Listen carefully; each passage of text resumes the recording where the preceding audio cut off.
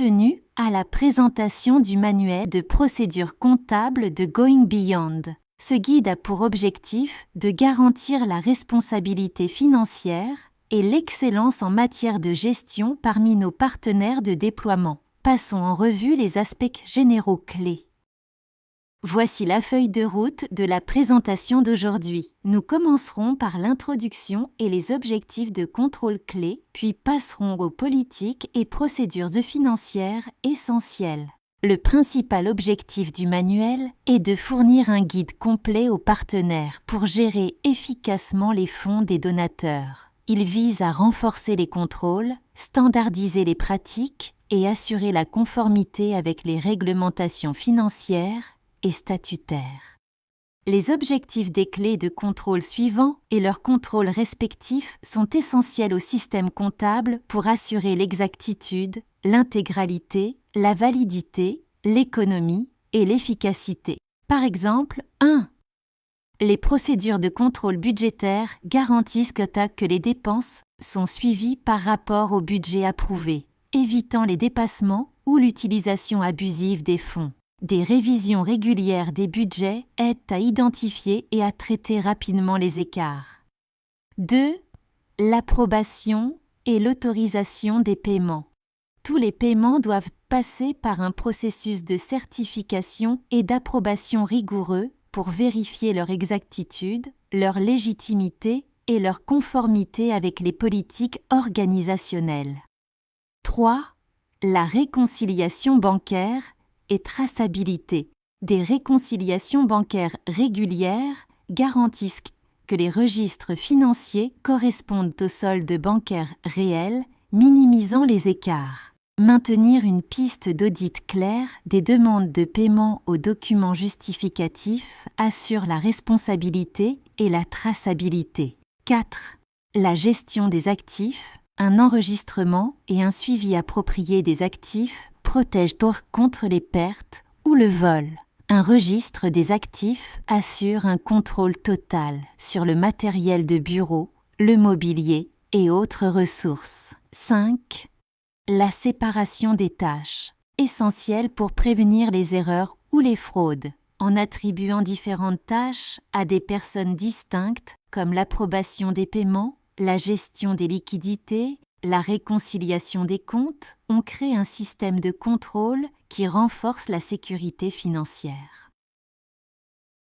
Notre système comptable exige une documentation et une tenue de registres appropriés. Tous les documents doivent être conservés pendant 7 ans pour se conformer aux exigences d'audit et légales. Les copies numérisées de toute documentation comptable doivent être envoyées à DOT toutes les 2 semaines. La documentation doit respecter toutes les exigences énoncées dans le manuel.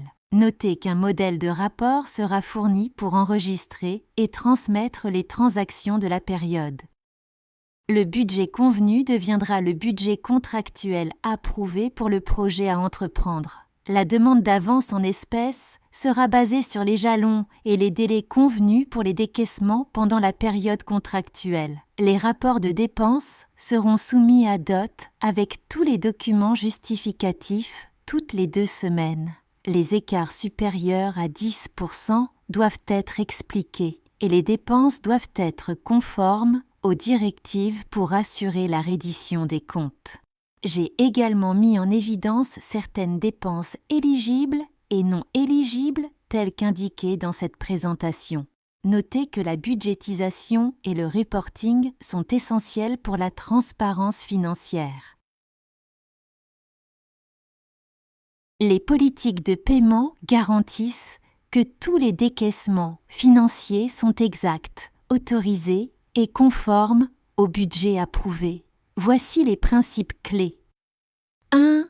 Les paiements doivent être accompagnés de documents justificatifs suffisants, tels que factures, contrats et formulaires de réquisition. Ces documents aident à vérifier la légitimité des dépenses. 2. Les chèques et les virements électroniques, EFT, sont préférés pour les décharges afin d'assurer la traçabilité, tandis que la petite caisse est réservée aux dépenses mineures. 3. Une double signature est requise pour les paiements supérieurs à 2 500 $ afin de renforcer la supervision et la responsabilité. De plus, les chèques endommagés sont conservés comme preuve d'audit et enregistrés correctement. NB. Les paiements ne sont effectués qu'après vérification de la conformité avec les politiques, les limites budgétaires et la disponibilité des fonds sur le compte concerné. La réconciliation bancaire assure l'alignement entre le livre de caisse de l'organisation et le relevé bancaire. Ce processus est essentiel pour identifier et résoudre les écarts, tels que 1. Les chèques en circulation ou les dépôts non encore reflétés dans le relevé bancaire. 2. Les frais bancaires non enregistrés, les intérêts gagnés ou les dépôts directs qui doivent être mis à jour dans le livre de caisse. 3. Tous les éléments inhabituels comme des chèques de très anciens ou des crédits non identifiés. Ces éléments doivent être rapidement examinés et corrigés. Une bonne réconciliation prévient les erreurs, identifie les transactions frauduleuses et donne une image claire des fonds disponibles. Les politiques d'approvisionnement visent à assurer transparence, efficacité et rapport qualité-prix dans l'acquisition de biens et services. 1. Les achats supérieurs à 500 $ nécessitent au moins 3 devis concurrentiels pour assurer l'équité. Si cela n'est pas faisable, les raisons doivent être documentées. 2. L'équipe des achats est responsable de maintenir une liste de fournisseurs approuvés et de s'assurer que les biens-services répondent aux spécifications requises. 3. Dans tout cas où la meilleure offre n'est pas retenue, la justification doit être documentée et classée dans les dossiers d'achat. Ces mesures préviennent le favoritisme, garantissent la qualité et maintiennent l'efficacité des coûts. Les processus de paie sont alignés sur les lois du travail local. Des feuilles de temps exactes sont essentielles et les avances non comptabilisées sont automatiquement déduites pour assurer une gestion financière adéquate. La gestion des actifs immobilisés garantit que les biens de l'organisation sont suivis, entretenus et protégés.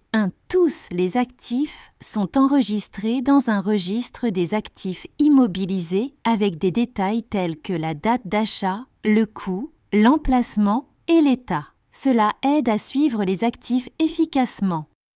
2. Chaque actif est équipé d'un identifiant unique pour une vérification facile et pour dissuader le vol. De plus, les actifs sont assurés immédiatement après leur acquisition pour se protéger contre les risques tels que le vol ou les dommages. 3. Une vérification physique annuelle est effectuée pour s'assurer que les actifs enregistrés se trouvent dans leurs emplacements désignés et en bon état. Toute divergence ou perte doit être signalée et traitée immédiatement. 4. Lors du départ du personnel, il doit retourner tous les actifs qui lui ont été assignés. Cela assure la responsabilité et prévient les pertes lors des transitions du personnel. Pour conclure, le manuel souligne l'importance de la conformité financière, de la responsabilité et du respect des meilleures pratiques afin de maintenir la confiance des donateurs et l'intégrité opérationnelle.